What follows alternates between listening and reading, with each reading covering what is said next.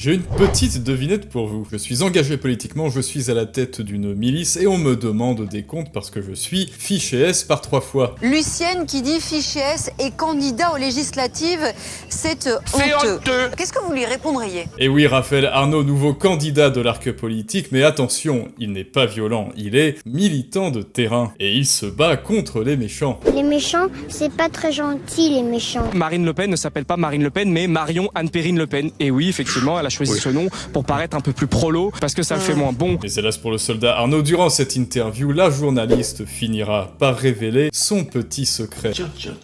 Réussira-t-il à les convaincre malgré tout que c'est lui le gentil du narratif législatif et qui se bat contre les senior sites? Analysons les techniques de ce personnage que nous allons voir ensemble tout de suite. Pour commencer, on vous dit que votre comportement créerait un certain malaise à gauche. Vous êtes fiché par 3 services de renseignement, la DGSI, le renseignement territorial et la DRPP. Est-ce que vous comprenez que votre investiture crée quand même un malaise à gauche? Non. Eh bien, immédiatement utilisez le déni plausible. Une stratégie de l'ignorance qui vous permettra de passer comme quelqu'un pris de court, injustement accusé. Il ne comprend pas trop ce qui lui arrive, vous qui avez toujours été si transparent. Je vous avoue que je m'attendais pas du tout à ce niveau de déversement, de haine, de propos absolument qui horribles en fait à mon encontre, aux luttes que je peux incarner par ailleurs, de luttes contre l'extrême droite qui ont été toujours un peu plus transparentes. Tout le monde sait ce que je fais, tout le monde connaît mes prises de position, tout le monde connaît mes prises de parole, tout le monde connaît mes actions. Mais malgré votre bonne volonté, on pourrait vous rétorquer ceci. Et Raphaël Arnaud, organiser une milice violente pour taper sur nos opposants politiques, ce serait pas la définition du fa-plus-loinchisme? Eh bien non. Pourquoi? Parce que c'est vous, le gentil de l'histoire. Comme les Jedi qui répriment et traquent les senior sites, ma violence à moi est légitime. Et c'est pour ça d'ailleurs que je vous coupe la parole. La contre-manifestation qu'on a organisée contre les néo-nazis qui défilaient dans Paris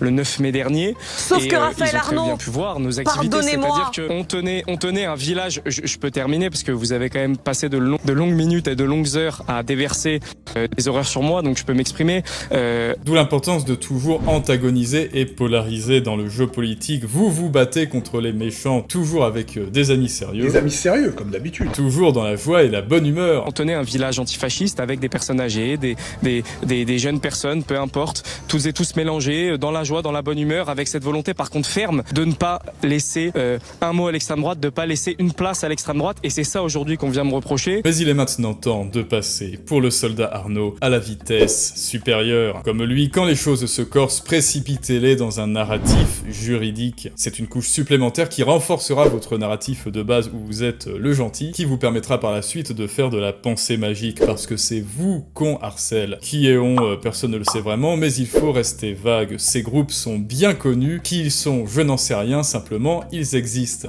Tout cet amas, tout cet acharnement médiatique vient au départ de groupuscules d'extrême droite, bien connus, des fois très proches de milieux néo-nazis, qui Depuis déversent quand une êtes-vous haine sur moi fiché S, maintenant depuis 6 Raphaël années. Arnaud? Est-ce que vous le savez? Et quand on touche à votre backstory du genre depuis quand êtes-vous fiché S, restez absolument dans ce narratif juridique. Le juridique l'emporte sur tout, y compris la morale. J'ai trompé, j'ai abusé, j'ai menti à des gens, peu importe. Du moment que ça n'est pas dans le code pénal, c'est légal. Si c'est légal, j'ai le droit. Et parce que j'ai le droit, alors je le fais. Je suis donc techniquement quelqu'un de bien, alors vous ne pouvez rien dire. Les bonnes raisons, c'est que ça n'a aucune valeur juridique. Ces fichiers n'ont aucune valeur juridique, ce n'est pas des condamnations, c'est simplement l'État qui décide à un moment donné de mettre ou non une fichesse, et des fois on a pu voir des syndicalistes et des écologistes. Qu'est-ce qu'on vous reproche exactement, selon vous? Est-ce que ça n'est pas le mode d'action violent du groupe auquel vous appartenez? Qu'est-ce que l'on me reproche au juste? Peu importe, adoptez toujours une posture d'injustice. Retournez-leur le cerveau avec un bon contre Uno. Je vous avoue que je vous retourne la question. On est dans une confusion généralisée dans notre pays. On essaye de faire passer des antifascistes pour des antifascistes qui luttent depuis des années contre les violences d'extrême droite pour eux-mêmes des violents. Voilà la confusion généralisée qui existe dans notre pays. Mais on a envie de Il est comprendre bon de un peu reclarifier plus, la Raphaël situation. Arnaud. Mais là les amis, pour le soldat Arnaud, ça devient délicat. À chaque tentative d'évasion, les journalistes tenteront de vous rattraper, de vous faire retourner dans le réel, en vous martelant sans cesse la même question. Mais du coup, est-ce que vous commettez des violences, oui ou non? Cette jeune garde, ce mouvement antifasciste d'extrême gauche, donc, c'est un mouvement qui a été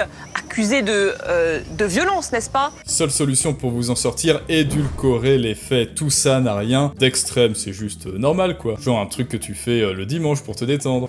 La jeune garde, donc que vous qualifiez à l'extrême gauche, moi je qualifierais plutôt nos activités de gauche, tout simplement parce qu'on travaille avec des syndicats. Puis utiliser la technique du verbe performatif. Ce que je dis est vrai, parce que je le dis. Si je vous dis que je suis gentil, alors je suis gentil. Je m'appelle Nathalie, je suis une gentille et je suis poursuivie par un méchant. Toi, tu t'appelles Nathalie avec des yeux bridés et ta face de citron.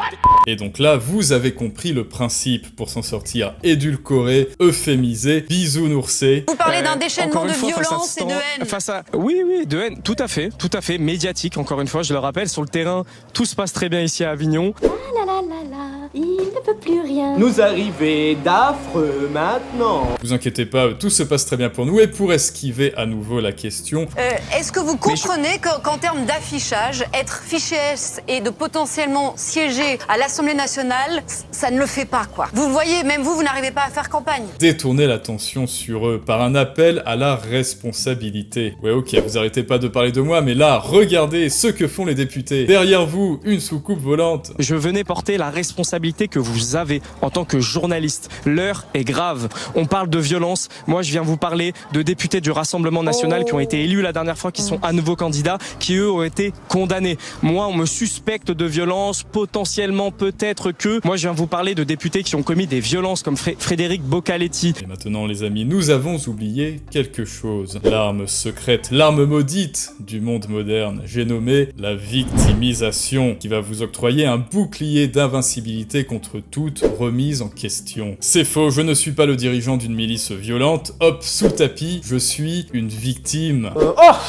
Une victime. Vous m'avez traité comme si j'étais un C'est ce qu'on affreux essaye de violent, faire, on ne parle pas mal de vous, on personnes, essaie de comprendre, toutes on les vous donne la personnes, parole encore une justement, fois, Raphaël Arnaud, pendant une demi-heure. Encore une fois, très bien, et je vous remercie de me donner la parole enfin. Pendant des jours, on ne m'a pas accordé cette parole, et nombre de médias ne me l'ont pas accordé, nombre de médias m'ont traîné dans la boue en reprenant mais là tout le vous l'avez en vocabulaire tout de cas, l'extrême Raphaël droite. Arnaud. Et si par malheur, dans cet arc législatif, on menace directement votre candidature, Est-ce que vous envisagez, comme le demande Fabien Roussel que vous venez d'entendre, de retirer votre candidature? Comment vous répondez à Fabien Roussel?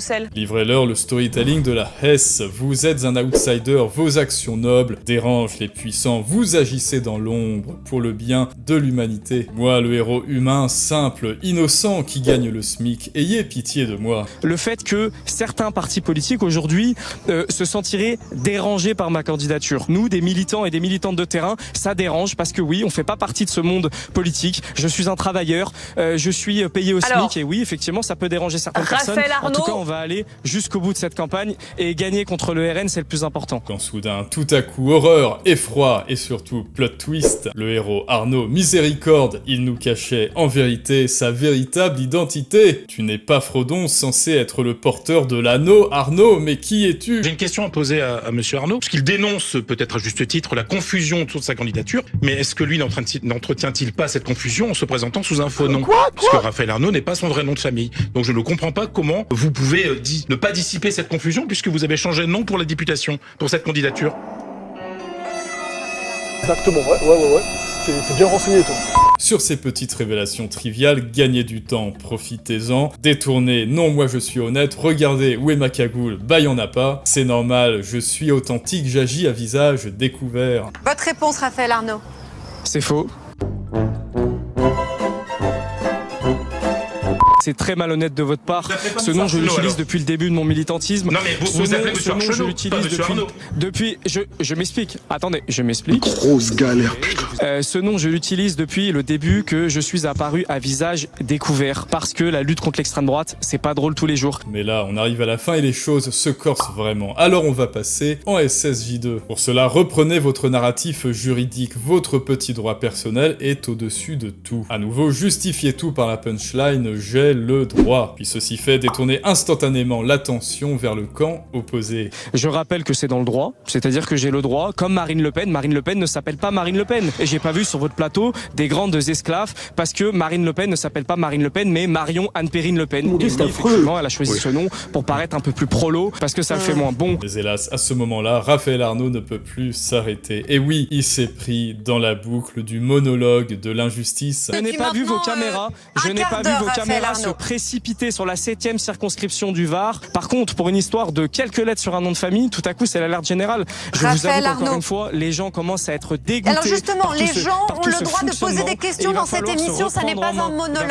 Raphaël Arnaud. Bien sûr, les gens posent des questions. Un conseil pour éviter ça, le faites pas, c'est tout. Et en euphémisant, veillez bien à soigner votre champ lexical. Ne dites plus « on va tout casser », dites « on va travailler ». Ne dites plus « on va mener des actions violentes », dites « on va faire du militantisme de terrain ». Toute la force symbolique que ça représente aujourd'hui dans la période, que d'avoir un militant antifasciste de terrain qui connaît parfaitement, encore une fois, les liens entre les groupes les plus radicaux avec des partis comme le Rassemblement National. C'était très fort dans la période aussi d'envoyer des jeunes qui ne baisseront jamais les yeux face à l'extrême droite, qui ne seront jamais dupes face à tous les programme raciste. Ne dites plus les gens qui ne sont pas d'accord avec nos idées politiques, dites les gros méchants. Le monde est méchant. Et là, retour au réel, hélas, Arnaud a proféré des menaces. Le problème, c'est que monsieur Raphaël Arnaud, qui est encore avec nous et qui va peut-être pouvoir nous répondre, mais a menacé de mort une militante identitaire et sa voix a été enregistrée. Alors moi, j'aimerais bien savoir si, il reconnaît ce geste et deux, est-ce qu'il s'en repent? Alors, la réponse donc de Raphaël Arnaud, qui effectivement est toujours avec nous. Et en réponse, un kamehameha rhétorique que j'adore, la dominem de circonstance. Alors respire Jean-Kévin, ça va bien se passer, regarde, c'est simple. Ce sont les méchants qui disent ça de moi, ce sont les méchants, alors c'est faux. Là, c'est assez grave ce qui se passe sur le plateau, c'est-à-dire qu'on vient me suspecter une nouvelle fois de choses qui ont été sorties, on le rappelle, par des groupuscules identitaires, qui ont été largement relayées sur des médias d'extrême droite, des vocaux potentiellement avec des montages, je sais même pas comment ils traficotent leurs choses. Nous, vous savez, on a une ligne politique. On n'a jamais répondu aux accusations qui viennent directement de l'extrême droite. Votre voix a été reconnue dans un enregistrement, c'est bien ça, Charles? Exactement, votre voix a été reconnue dans un enregistrement où vous menaciez de mort une militante identitaire. Donc, vous dites... Et pour vous permettre de continuer à occuper l'espace médiatique dans le futur, la dernière technique, accroche-toi Jean-Kévin, il s'agit de la prolepse. Mon aventure n'est pas terminée, la lutte ne fait que commencer, mon aventure avec moi et mes acolytes ne fait que démarrer, alors oui, il y aura une saison 2. Qu'est-ce qu'on va faire si le Rassemblement National arrive au pouvoir? Et peu importe s'il arrive ou non au pouvoir, le risque de l'extrême droite sera toujours aussi présent dans notre pays. On continuera à se mobiliser comme on a toujours continué à le faire, par des manifestations, par des pétitions, par aussi une bataille médiatique, encore une fois, on le voit ce soir. Alors dites-moi maintenant, est-ce que Raphaël Arnaud vous a convaincu par ses arguments? Qui est le gentil, qui est le méchant? Est-il violent ou est-ce qu'il fait de la milice de terrain? Ses idées sont-elles nobles, sont-elles authentiques? Et bien sûr, si toi tu as des idées authentiques, nobles, de valeur à faire passer, une histoire à raconter, une histoire à transmettre au monde, de la valeur à transmettre, mais que tu ne sais pas comment faire, que les gens ne te comprennent pas, il y a les outils pro du storytelling et de la persuasion en description, des outils essentiels pour ajouter du bonheur au monde. À bientôt pour les prochaines aventures de l'arc politique, après le Donjon Rouge, Bardellus Maximus, le Z, peut-être est-ce le retour de Marion, mais ça, c'est une autre histoire.